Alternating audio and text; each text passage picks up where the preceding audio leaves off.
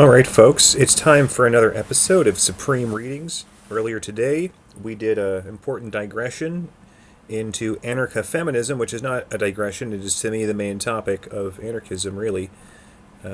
Because what is anarchism without anarcho-feminism? It's just a boys club, which is not very anarchist.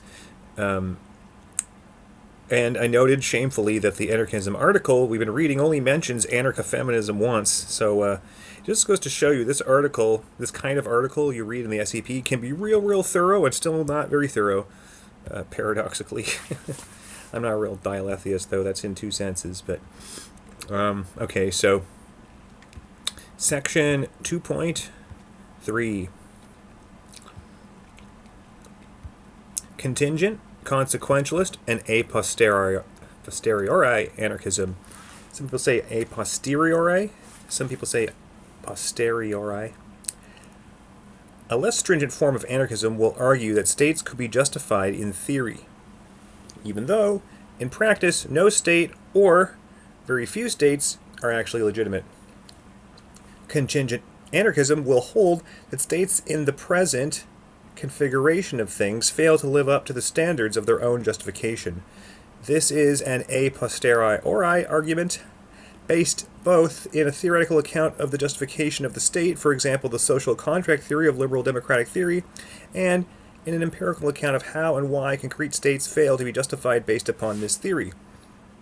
The author of the present article has offered a version of this argument based upon the social contract theory, holding that the liberal democratic social contract theory provides the best theory of the justification of the state, while arguing that very few states actually live up to the promise of the social contract theory.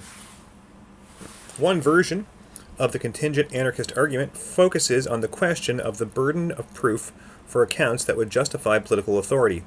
This approach has been articulated by Noam Chomsky, and I'm pretty aligned with his version of anarchism, who explains, "This is what I have always understood to be the essence of anarchism. The conviction that the burden of proof has to be placed on authority, and that it should be dismantled if that burden cannot be met."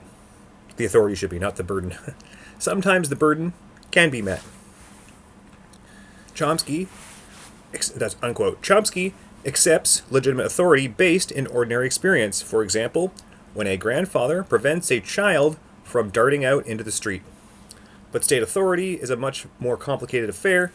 Political relationships are attenuated. There is the likelihood of corruption and self-interest infecting political reality.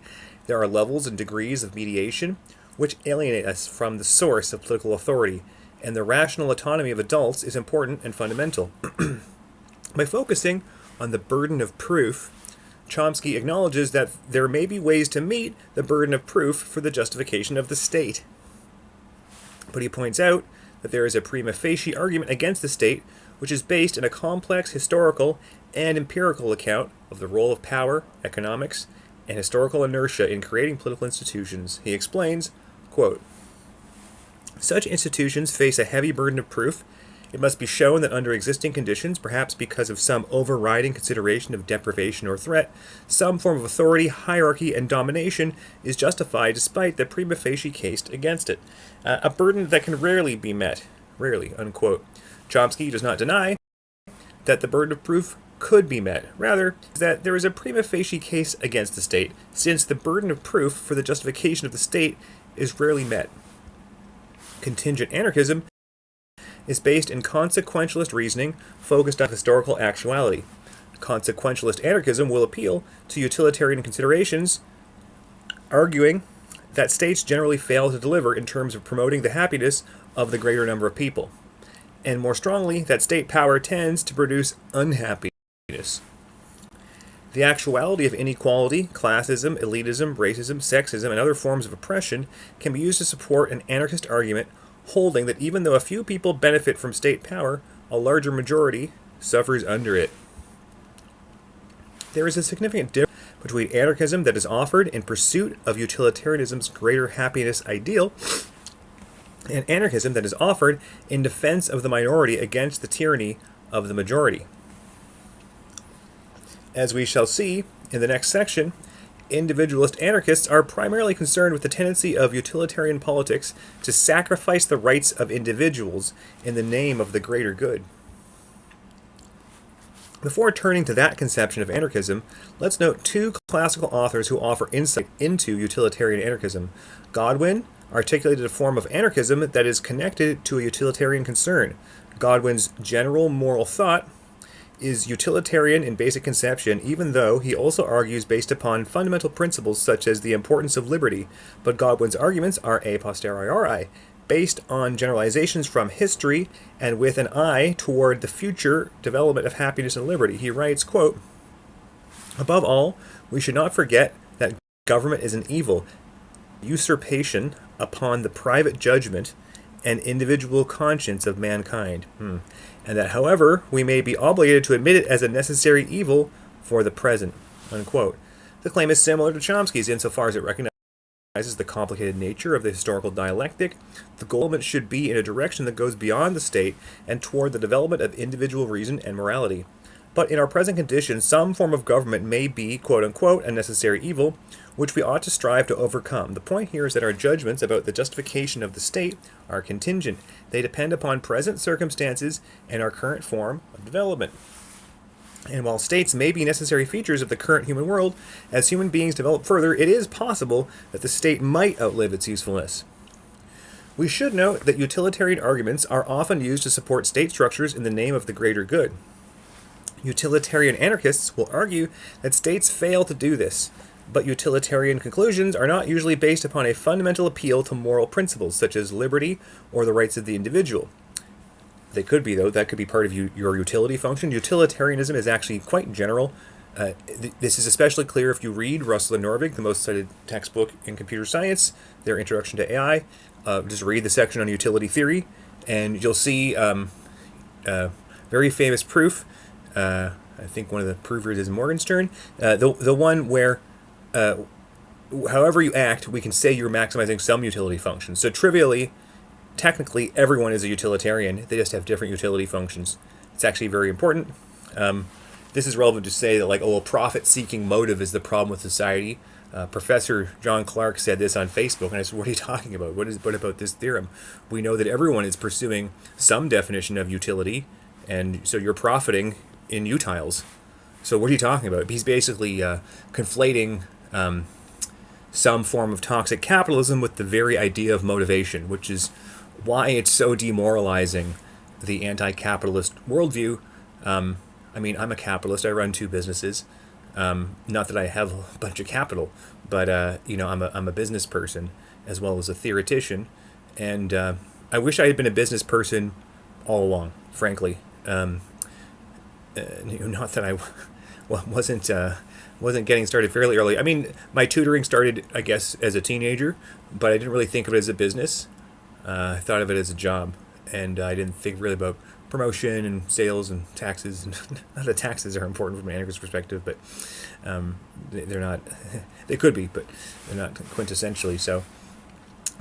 So just as note that utilitarianism is used in a straw man sense actually throughout most of philosophy, because people make this logical error of equating utilitarian with hedonic utilitarian, because they're equating the theory with some of its more famous instances or earlier instances. This is fallacious. There is no proof that you can say, well, because early utilitarians were like this, all utilitarians are like this or are likely to be. It just simply doesn't follow. And current utilitarianism is really besides the point, because if you look at, if you just consider like the space of all possible utility functions, it's vast, just like the space of possible voting systems. So just bear that in mind. Most of these attacks, whether they're pro or con, this version of utilitarianism is kind of toy that you usually see in all of the Stanford articles, because philosophers don't read AI, because they can get away without reading all of that hard stuff. And if you think this is the hard stuff, sorry, it's not. This is lightweight stuff. We should note that utilitarian arguments are often used to support state structures in the name of the greater good. Utilitarian anarchists will argue that states fail to do this. But utilitarian conclusions are not usually based upon a fundamental appeal to moral principles such as liberty or rights of individuals. Thus, Bentham described claims about human rights as, quote, anarchical fallacies, unquote, because they tended to lean toward anarchy, which he rejected. Bentham described the difference between a moderate utilitarian effort at reform and the anarchists' revolutionary doctrine of human rights. It's a straw man, certainly, of Chomsky's anarchism, saying that, quote, the anarchist setting up his will and fancy for a law before which all mankind are called upon to bow down at the first word. The anarchist trampling on truth and decency denies the validity of the law in question, denies the existence of it in the character of a law, and calls upon all mankind to rise up in a mass and resist the execution of it. I mean, is that what Jesus did? Because I think you can reread this and insert the Jesus in Rome context. Jesus setting up his will and fancy for a law before which all mankind are called upon to bow down at the first word. Jesus not trampling on truth and decency, but denies, he tramples on the truth and decency of Roman law, denies the validity of Roman law, denies the existence of Roman law and the character of a true law, and calls upon all mankind to rise up in a mass and resist the execution of the Roman Empire. That's why they killed him. Okay? So this straw man of Bentham can actually just be read as a description of what Jesus would do. So much for Bentham's attack on anarchism. More principled deontological anarchism will maintain that states violate fundamental rights and so are not justified. That's binary. You don't have to be binary just because you're deontological. But utilitarian anarchism will not primarily be worried about the violation of a few people's rights, although that is obviously a relevant consideration. Rather, the complaint for a utilitarian anarchist is that state structures tend to produce disadvantages for the greater number of people. Furthermore, what Oren Ben-Dor calls, quote, utilitarian-based anarchism, unquote, is based upon the idea that there is no a priori justification of the state. For the utilitarian, this all depends upon the circumstances and conditions. Ben-Dor calls this anarchism because it rejects any a priori notion of state justification. Yes. In other words, the utilitarian anarchist does not presume that states are justifiable. Rather, a utilitarian anarchist will hold that the burden of proof rests upon the defender of states to show that state authority is justifiable on utilitarian grounds by bringing in historical and empirical data about human nature, human flourishing, and successful social organization, and of course the state in question. They leave that open. Anyway, this is a variant of what Chomsky says, and well, let's move on to 2.4. 2.4. Individualism, libertarianism, and socialist anarchism. Forms of anarchism also differ in terms of the content of the theory, the focal point of the anarchist critique, and the imagined practical impact of anarchism. Socialist forms of anarchism include communist anarchism associated with Kropotkin and communitarian anarchism. The socialist approach focuses on the development of social and communal groups which are supposed to thrive outside of hierarchical and centralized political structures. Individualist forms of anarchism include some forms of libertarianism or anarcho-capitalism, as well as egoistically oriented antinomianism and nonconformism. The individualistic focus rejects group identity and ideas about social/communal good, while remaining firmly rooted in moral claims about the autonomy of the individual. Individualistic anarchism is historically associated with ideas found in Stirner, who said, quote, every state is a despotism, unquote. Well, that's absolutist, unless he just means it's a non-zero despotism. He argued that there was no duty to obey the state and the law because the law and the state impair self-development and self-will. Well, that depends if you understand the spirit behind the laws. Many laws were voted in by the people for a good reason, and a lot of laws made it into religions for good reason. So it depends if the reason is good, guys. The state seeks to tame our desires, and along with the church, it undermines self-enjoyment. Sounds a little vile. It undermines self-enjoyment and the development of unique individuality. Stirner is even critical of social organizations and political parties. Well, we all be critical of political parties. While not denying that an individual could affiliate with such organizations, he maintains that the individual retains rights and identity against the party or social organization. Yeah, he should. He embraces the party, but he ought not allow himself to be, quote, embraced and taken up by the party, unquote. Individualist anarchism has often been attributed to a variety of thinkers, including Josiah Warren, Benjamin Tucker, and Thoreau. Individualist anarchism also seems to have something in common with egoism of the sort associated with Ayn Rand, but Rand dismissed anarchism as, quote, a naive floating abstraction, unquote, that could not exist in reality, and she argued that governments properly existed to defend people's rights. Oh, Ayn Rand.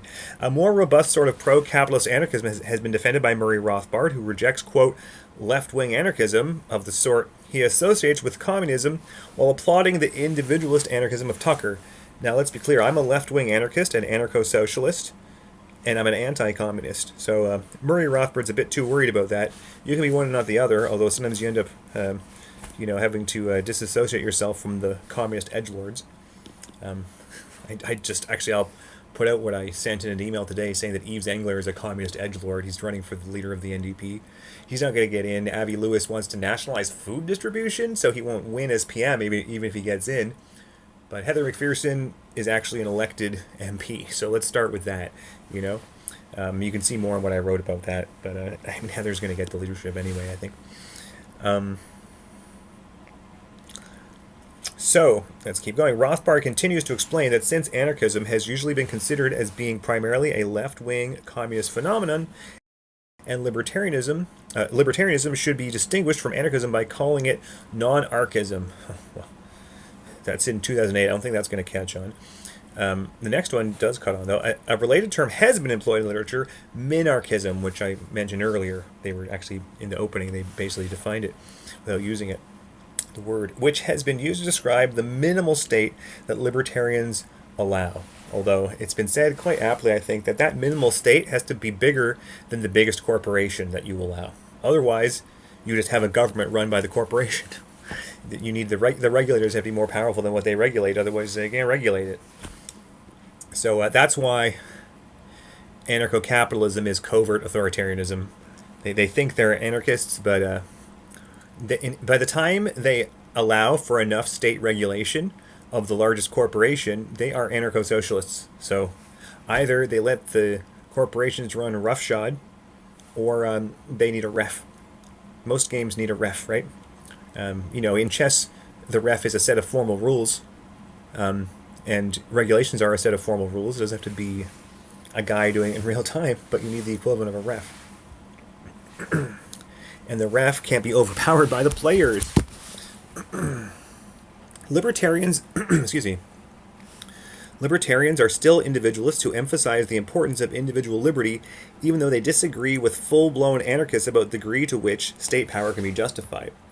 It is worth considering here the complexity of the notion of liberty under consideration by appealing to Isaiah Berlin's well-known distinction between negative and positive liberty, Berlin, 1969. Some individualist anarchists appear to focus on negative liberty, i.e. freedom from constraint, authority, and domination. But anarchism has also been concerned with community and the social good. In this sense, anarchists are focused on something like positive liberty and concerned with creating and sustaining the social conditions necessary for actualizing human flourishing. By the way, Isaiah Berlin's dichotomy is not a dichotomy. McCallum already broke it up in his sort of multivariable model. And Tony Blair wrote Isaiah Berlin on Isaiah Berlin's deathbed asking, don't you think maybe this is a false binary? But he didn't know that philosophy had already moved far past Berlin. We'll see this with McCallum. I guess we'll have to read the article on positive negative liberty. Next. In this sense, anarchists are focusing on something like positive liberty and concerned with creating and sustaining the social conditions necessary for actualizing human flourishing. In this regard, anarchists have also offered theories of institutional rules and social structures that are non-authoritarian. This may sound paradoxical, i.e. that anarchists espouse rules and structures at all. Yeah, it's not paradoxical. Oh my God. But Prichard has argued that anarchists are also interested in freedom within institutions and social structures. According to Prichard, rather than focusing on state authority, anarchist institutions will be open-ended processes that are complex and nonlinear. And I just have to say that anyone's trying to say that that's a paradox can just fuck off. I'm so sick of hearing that. It's an excuse to be immoral, because anarchism, coming from Christ, calls out people's immorality. It demands justification of their authority. And when it's then strawmanned as chaos, then people, it's an atheistic move, actually. And I say that as technically an atheist, but it's an atheistic move to say, oh, well, you moral realists are judging us, but we float your moral realism and we can do whatever we want. Well, not so. Moral realism is risen, it's real, and it doesn't matter what you think about this or that specific theology. It's not paradoxical. It's not paradoxical. I can't emphasize enough how stupid that is. If you don't understand why that's stupid, reread this article 5 times. This may sound paradoxical, i.e., that anarchists espouse rules and structures at all. That's really dumb. But Pritchard has argued that anarchists are also interested in quote-unquote freedom within. So, and it's also like the ref thing being bigger than large corporations. Let's do the mixed paragraph, but please don't ever say that or think that, like, oh my god. We see then that individualist anarchism that focuses only on negative liberty is often rejected by anarchists who are interested in reconceiving community and restructuring society along more egalitarian lines. Indeed, individualistic anarchism has been criticized as merely a matter of quote-unquote lifestyle, which focuses on dress, behavior, and other individualistic choices and preferences. That's a bit of a misnomer. You don't have to dress any particular way. Bookchin and other critics... Do I dress anarchist? I don't know about that. Bookchin and other critics of lifestyle individualism will argue that mere nonconformism does very little to change the status quo and overturn structures of domination and authority. Nor does nonconformism and lifestyle anarchism work to create and sustain systems that affirm liberty and equality.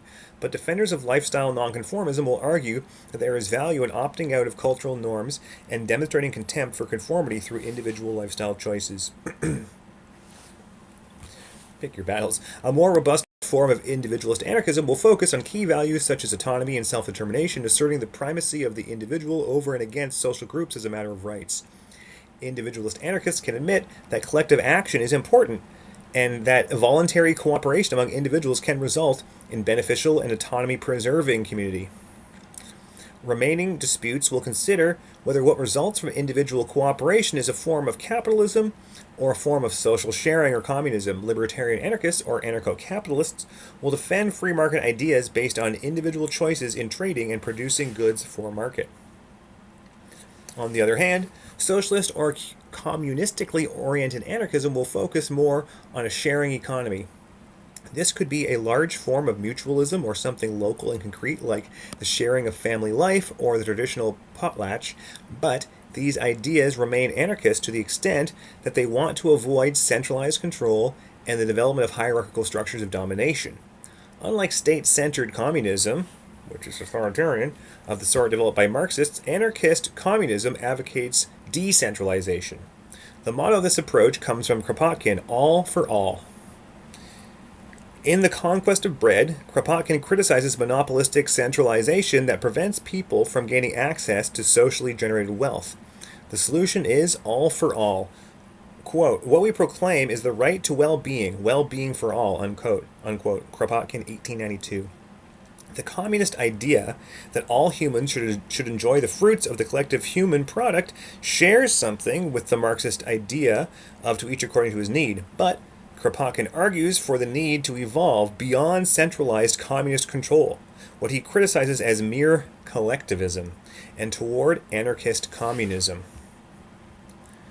Anarchy leads to communism, this is Kropotkin speaking, quote, anarchy leads to communism and communism to anarchy, both alike being expressions of the predominant tendency in modern societies, the pursuit of equality, unquote. Now let's note that that's not true if you take Chomsky's definition of anarchism and let's say a definition of communism, which is like shared property.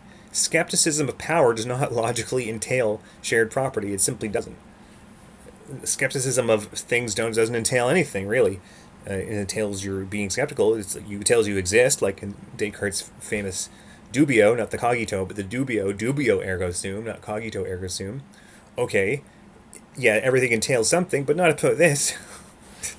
So, I mean, Kropotkin's wrong insofar as Chomsky's definition is right. And I think Chomsky's definition is right, so I think Kropotkin is wrong. Obviously, that's a bit glib. His definition is not what I would use.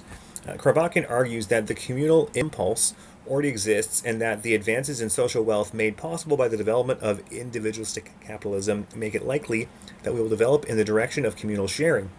He argues that the tendency of history is away from centralized power and toward equality and liberty. and toward the abolition of the state. Kropotkin's communist anarchism is based on some historical and empirical claims about whether things can actually be arranged more satisfactorily without state intervention, and about whether states really do personify injustice and oppression.